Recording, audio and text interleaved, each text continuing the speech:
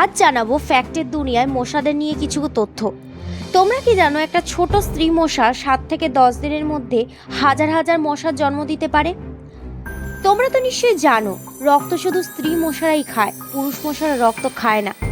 আর স্ত্রী মশারা রক্ত খিদের জন্য খায় না, বরং ডিম তৈরি করার জন্য খায়।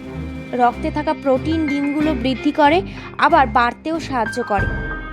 রক্তপান করার পর স্ত্রী মশা জমে থাকা জলের খোঁজ করে, যেমন ড্রামের জল, কুলারের জল, ট্যাঙ্কির যে কোনো ধরনের গামলার জল, পুরানো টায়ারের জমে থাকা জল। একটা স্ত্রী মশা একসাথে প্রায় 100 থেকে 300 ডিম পাড়তে পারে, আর এই ডিম পাড়ার প্রক্রিয়া মশাটি ডিম 2 থেকে 3 দিনের মধ্যে ফুটে যায়। ডিমের ভিতরে থেকে বের হয় লার্ভা, যেগুলো চলিত ভাষাতে বলতে গেলে জলের পোকা বলে।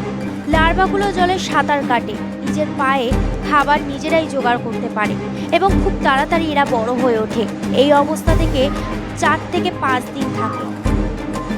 এরপর লার্ভার বদল হয়ে নাম হয় পিউপা। পিউপার এই অবস্থা কিছু খায় না 2 থেকে 3 দিন। ডিম থেকে পুরো একটা মশা পরিণত হতে বা পূর্ণাঙ্গ রূপ পেতে সময় লাগে 8 থেকে 10 দিন। কখনো কখনো দেখা যায় প্রতিটি এলাকায় মশাদের দলে দলে ঝাঁক বেঁধে রয়েছে।